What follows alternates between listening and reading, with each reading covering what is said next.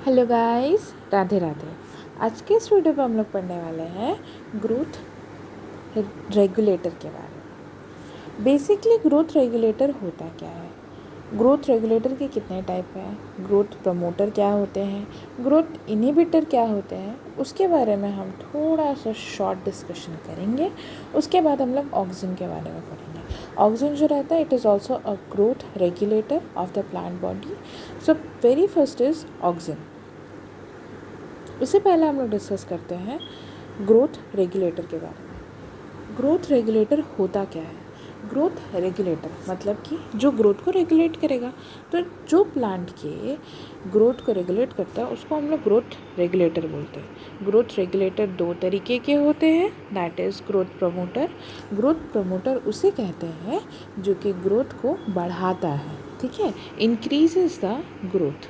और growth inhibitor उसको कहते हैं जो कि प्लांट का ग्रोथ को जो रहता है वो सप्रेस करता है, मतलब उसको बढ़ने नहीं देता है। तो आपने बहुत सारे प्लांट्स देखे होंगे कि बहुत सारे प्लांट्स जो रहते हैं बहुत सारे सीजन्स में नहीं ग्रो करते हैं। तो उनका कंडीशन यही रहता है कि वो जो सीज़न है वो एक इनहिबिटर की तरह काम करता है। उस सीज़न में वो ग्रो कर ही नहीं सकते हैं, उनका ग्रोथ प्रोबेबली पॉसिबल ही नहीं है उस सीज़न में। इसीलिए ग्रोथ रेगुलेटर्स का बहुत ज़्यादा इंपॉर्टेंट रोल होता है प्लांट के बॉडीज़ में। बेसिकली जो ग्रोथ रेगुलेटर होते हैं ये एक तरीके का हार्मोन्स ही होते हैं जो कि प्लांट में प्रेजेंट रहते हैं। तो इनको हम लोग क्या कहते हैं, other name of the growth regulator is PGR, that is plant growth regulator, ठीक है। PGR भी अगर क्वेश्चन रहता है तो ये करेक्ट है। और साथ ही साथ जो रहता है इनको हम लोग अदर नेम से भी बोलते हैं, दैट इज़ फाइटो हार्मोन, ठीक है। फाइटो हार्मोन किस लिए कहते हैं? क्योंकि मैंने कहा कि ये एक तरीके का हार्मोन्स ही होते हैं जो कि प्लांट में प्रेजेंट होते हैं। तो phyto means plant and the hormones, that is the chemical substances which is governing the changes in your body. तो इन केसेस ऑफ द एनिमल्स इनको हम लोग जस्ट हार्मोन के नाम से कहते हैं, लेकिन इन केसेस ऑफ द प्लांट्स हम लोग फाइटो हार्मोन्स के नाम से कहते हैं। तो ये ग्रोथ प्रमोटर जो होता है जो ग्रोथ को इंक्रीज़ करेगा मैम, और ग्रोथ इनहिबिटर जो कि ग्रोथ को डिक्रीज़ करता है। तो ग्रोथ प्रमोटर जो कि प्लांट्स में पाए जाते हैं, जो हमारे NCERT में मेंशन्ड है, that is auxin, cytokinin and gibberellin. And the growth inhibitors are abscisic acid and the ethylene. Ethylene जो रहता है वो बेसिकली गैसियस स्टेट में पाया जाता है, ठीक है, गैसियस स्टेट में जो रहता है पाया जाता है। So let's discuss about the auxin.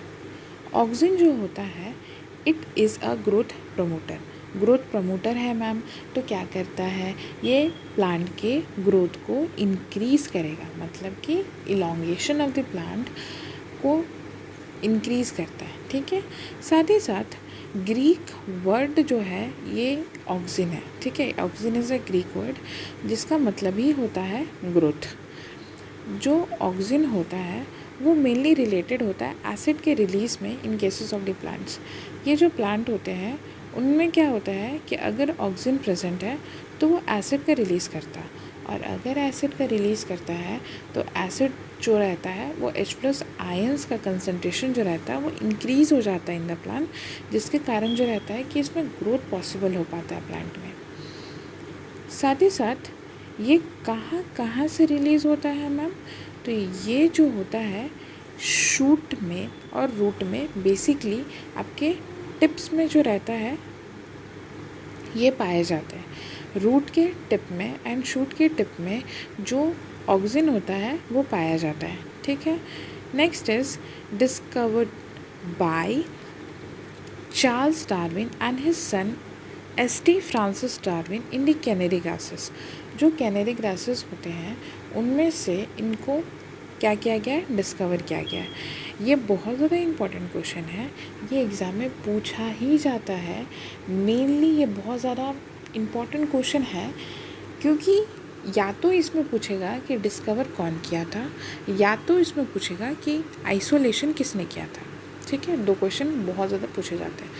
तो सबसे पहले इसका डिस्कवरी जो होता है वो चार्ल्स डार्विन ने किया था और उसका son that is S T. Francis Darwin, in which plant canary grasses. Exam में जो रहता है उसमें ओट सीडलिंग भी लिख देते हैं जो कि रॉन्ग होगा। डिस्कवरी जो हुआ है वो कैनेडी ग्रासेस में हुआ है, ठीक है। और जो आइसोलेशन हुआ है that is by the F.W. Went, it is from the tip of the coleoptiles of the oat seedling. वो बेसिकली आइसोलेशन ओट के सीडलिंग से हुआ है। तो ओट का जो साइंटिफिक नेम होता है that is Amina sativa.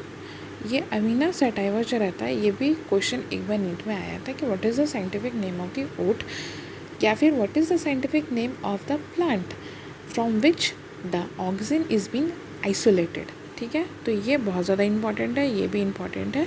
This 2 points are very very important for the exam purpose. Next is auxin जो रहता है वो इंड्यूस करता है डिफ्रेंसिएशन करता है in the vascular cambium, mainly in the xylem. तो जो ऑक्सिन हार्मोन होता है प्लांट्स में वो differentiation of the vascular cambium cause करता है, और वैस्कुलर कैम्बियम में डिफ्रेंसिएशन काउज करता है मेनली किस में, जाइलम में। So it is related with the xylem differentiation. ये जो रहता है ये जाइलम के डिफ्रेंसिएशन से रिलेटेड होता है। ये भी क्वेश्चन इंपॉर्टेंट है।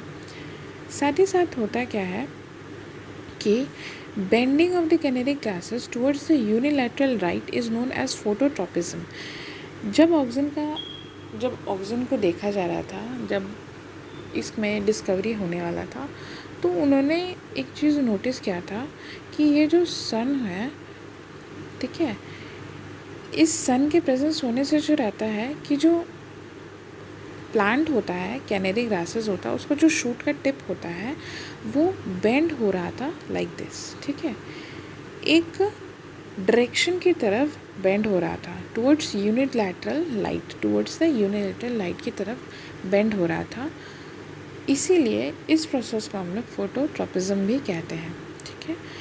और ये जो रहता है कि ये जो शूट का टिप जब बेंड होता है यूनिलैटरल राइट की तरफ, तो इसमें क्या होता है, ग्रोथ काउज होता है, ठीक है। इन दिस पार्ट जो रहता है ग्रोथ काउज हो रहा होता है due to the presence of the auxin. Next is natural auxin. जो नेचुरली पाया जाता है ऑक्सिन दैट इज़ IAA का फुल फॉर्म जो रहता है that is indole acetic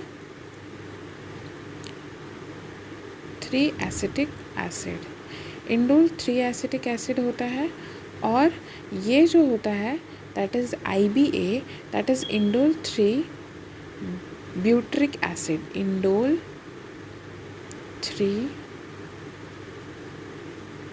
butyric acid, ठीक है, इंडोल 3 ब्यूट्रिक एसिड। ये जो है IAA और IBA, ये दोनों जो होता है they are the naturally found auxin, ठीक है, इन द प्लांट बॉडीज़। ये नेचुरली मिलता है, लेकिन जो सिंथेटिकली प्रोड्यूस किया गया है, ऑक्सिन को बनाया गया है, वो 2,4-D है, 2,4,5-T है एंड NAA है। 2,4-D जो है that is 2,4 डाइक्लोरोफेनॉक्सी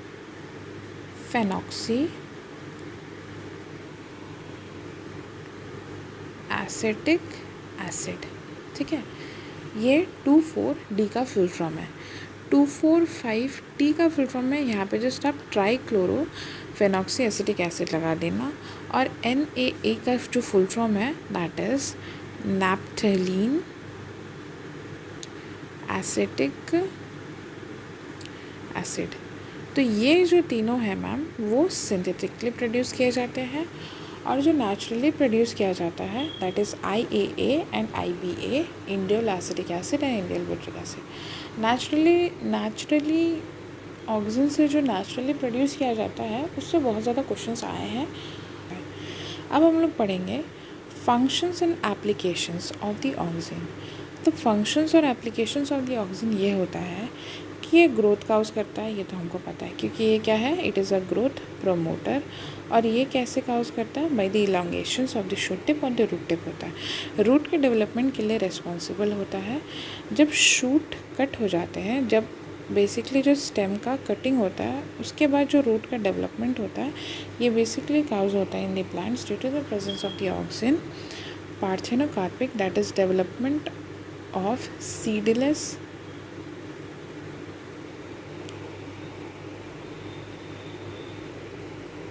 plants that process of development of the seedless plant उसको पार्थेनोकार्पी कहा जाता है। ये जो पार्थेनोकार्पी है उसका एग्जाम्पल जो है that is tomato and banana. उसके बाद ये भी इसमें लिखा गया है कि it causes the flowering of litchi and pineapple. ये भी एक बार क्वेश्चन पूछा गया है कि which hormone causes the flowering of the litchi and pineapple, that is auxin. साथ ही साथ ये एक वीडीसाइड्स की तरह भी काम करता है। वीडीसाइड्स मतलब क्या होते हैं कि ये जो रहता है कि वीड का जो डेवलपमेंट होता है उसको नहीं होने देता, वीड को जो रहता है वो ग्रो होने नहीं देगा। साथ ही साथ जो रहता है कि इसमें बेसिकली सिंथेटिक ऑक्सीजन का यूज़ किया गया है, दैट इज़ 2,4 डाइक्लोरोफेनॉक्सी एसिटिक एसिड का यूज़ किया जाता है। और ये जो 2,4 डाइक्लोरोफेनॉक्सी एसिटिक एसिड है, it is used in the war में यूज़ किया गया था। कहाँ के वॉर में? दैट इज़ वियतनाम के वॉर में जो रहता है इसका यूज़ किया गया था। और इसको यूज़ किया गया था एक ऑरेंज बॉक्स में, ठीक है, एक ऑरेंज बॉक्स में जो रहता है इसको यूज़ किया गया था। और इसको कहा गया था, नेम किया गया था इस ऑरेंज बॉक्स को, दैट इज़ ऑरेंज एजेंट, ठीक है। हालांकि ये क्वेश्चन पूछा नहीं गया बट फिर भी याद रखिएगा। Next is helps in the female flowering development. ये जो रहता है कि फीमेल का फ्लावर के डेवलपमेंट में रेस्पॉन्सिबल होता है, it is very very important. और expanding growth in the plant by cell by increase in the H+ and H2O in cell causes auxentic growth. जो प्लांट होता है उसमें क्या होता है कि ये H+ जो रहता है, क्योंकि ये एसिड के कंसनट्रेशन को इंक्रीज़ कर देता है, तो H+ का कंसनट्रेशन इंक्रीज़ करता है जो कि जाकर के H2O से कंबाइन करते हैं, जिसके कारण जो रहता है कि आपका ग्रोथ जो रहता है वो प्लांट सेल में इंक्रीज़ कर जाता है।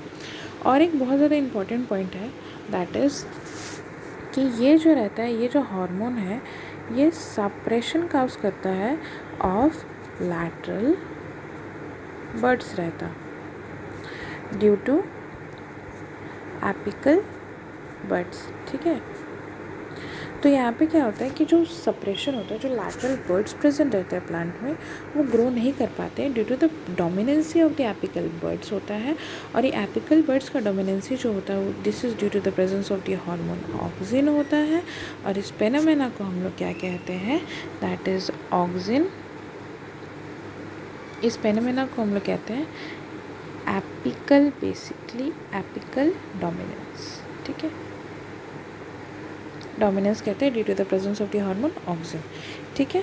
तो ये जो है बेसिकली टी प्लांट्स में पाया जाता है, ठीक है। इसीलिए उनका जो अपर पार्ट होता है, जो एपिकल पार्ट होता है, उसको कट किया जाता है।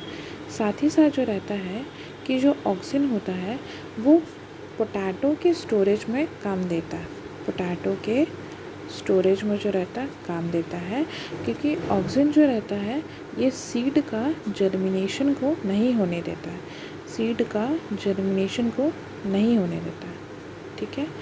साथ ही साथ जो रहता है ये हेज मेकिंग के लिए भी रिस्पॉन्सिबल होता है, hedge making and tea plantation में इसका काम होता है, ठीक है, फॉर दी ऑक्सिन रिमूवल, ठीक है। हेज में और टी प्लांट में एपिकल डोमिनेंसी के कारण ऑक्सिन को रिमूव किया जाता है प्लांट के बॉडी से ताकि ग्रोथ हो। So this is all for today, thank you, Radhe Radhe.